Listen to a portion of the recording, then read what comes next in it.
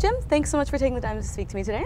Thanks for coming and seeing us. Great, great. So I understand that you came from a much larger company prior to joining the Planet. So what were some of the challenges you faced when you joined this team? Well, you know, it was interesting. When you come from a larger customer or a larger company, like I had, and not only just previously to Earthling, but in my history, there's a lot of processes that have already been kind of figured out. There's a lot of best practices that have been implemented. The biggest challenge that I had coming to the Planet, and the biggest challenge and also the most exciting aspect of it, was to be able to come to the Planet and really create something from the ground up. Right. There were no processes, there were no practices, there were really no metrics in place, no measurements, and the ability to come in here, create a team, create an environment of customer centricity was really exciting and challenging. So what were some of the systems that you had to put into place to create a world-class call center? Yeah. So Anastasia, when I got here, really there were no metrics in place. The tools that the support department functioned on were less than world-class, and I'll just say that. Some of the basic questions you ask for when you lead a support department is, you know, how many times are customers calling in? Why are they calling in? How are we satisfying them when they do call in? And what's that overall support experience like? We really didn't have any data, and we didn't have any metrics around that experience, the customer support experience. So really when we came here, I was able to work with Doug, our CEO, and we actually put in a brand new phone system, which allowed us to, for the first time, really have good visibility into the numbers of customers that were calling into us, when they were calling into us, how long did they have to wait on the phone when they were calling into us.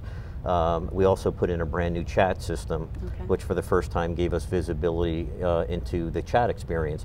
How many customers were chatting, how long did they have to wait for chat.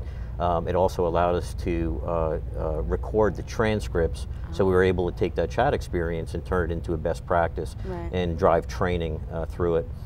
We also made numerous changes to our ticketing system, which allowed us for the first time to kind of drive responsiveness in tickets, and then also for the first time get a sense of how many times customers were required to edit ticket.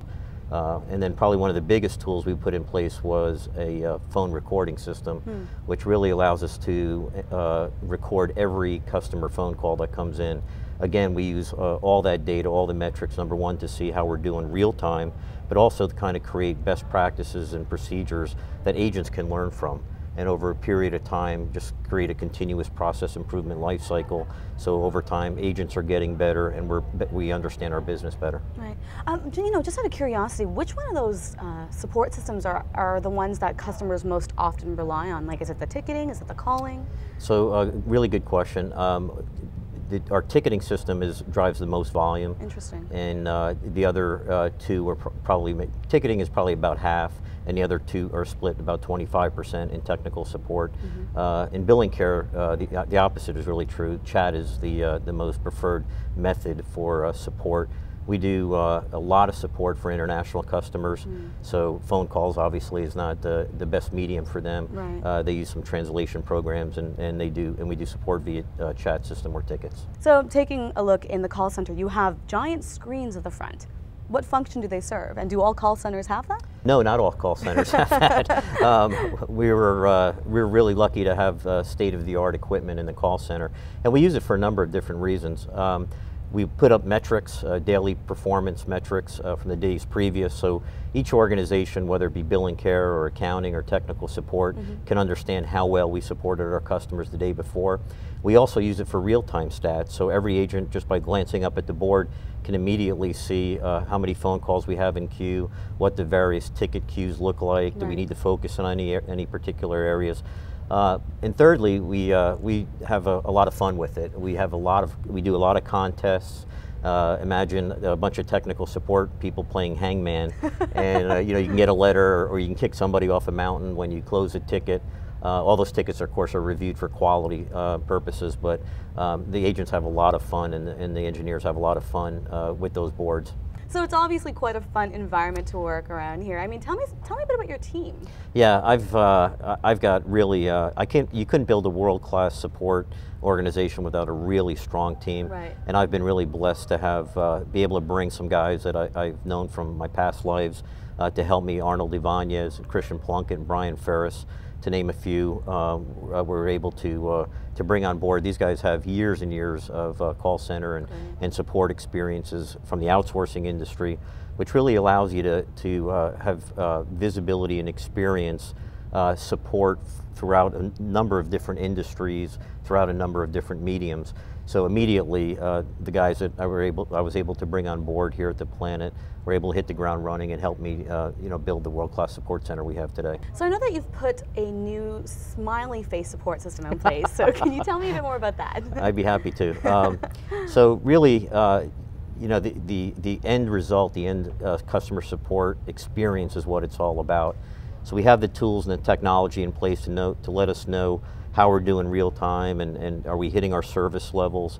And the numbers we're putting out, by the way, I would compare to any support department that I've ever been involved with. Our service levels are 98% on the phone, which means we're answering 98% of our calls in less than a minute. We're getting to our average response times in tickets in under 30 minutes, and our chat is almost instantaneous. So we really got good control under all of those. But again, the ultimate measurement was the customer satisfied or not. So we created a postcard system, the smiley face system, and whenever a support incident is closed on the tickets, we will send a postcard to the customer, and it has a smiley face and a frowny face. And we like smiley faces and we don't like frowny faces. Of course. And so the customer has immediate opportunity to let us know if they were satisfied with that experience. If they were, they click on the smiley face. If they're not, they click on the frowny face, a free form box pops up, and we're able to get a better understanding of how the customer was not satisfied. We have a whole separate team that actually proactively calls those customers back and tries to make the situation right. But those numbers overall, we're very proud of in terms of our overall customer satisfaction score.